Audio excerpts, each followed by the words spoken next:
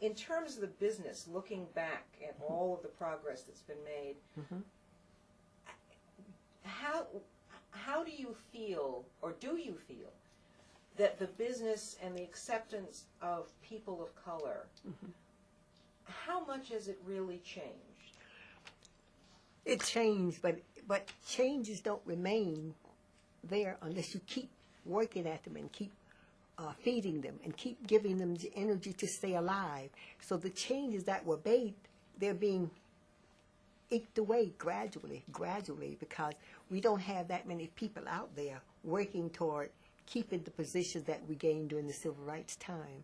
Then you have a lot of immigrants that are coming over. They're looking for their place in the sun also.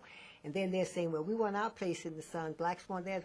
But see, what they don't realize, that blacks built this country on their backs. So their place in the sun has been earned. The other people haven't been earned as I should say,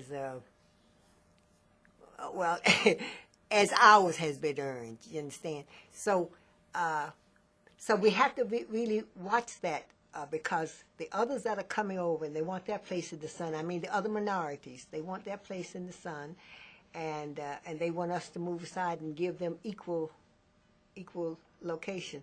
But you know, they didn't build this country, and I don't say they shouldn't be thought of equally if they work toward it and gain it. But it's sort of taken away. Like when the government makes a decision, all minorities get the same thing. You can't do it that way because all minorities didn't build this country on their back. You understand? So we have to watch that. If not, these minorities coming over, and I don't necessarily mean minorities as far as colors come on, but the immigrants are coming over. They'll take away what we gained during the civil rights movement if we're not on top of it. And right now, we don't have a lot of leaders out there that's looking at it from this perspective necessarily. Why do you think that is? Well, it can be dangerous unless it's your passion. I don't know.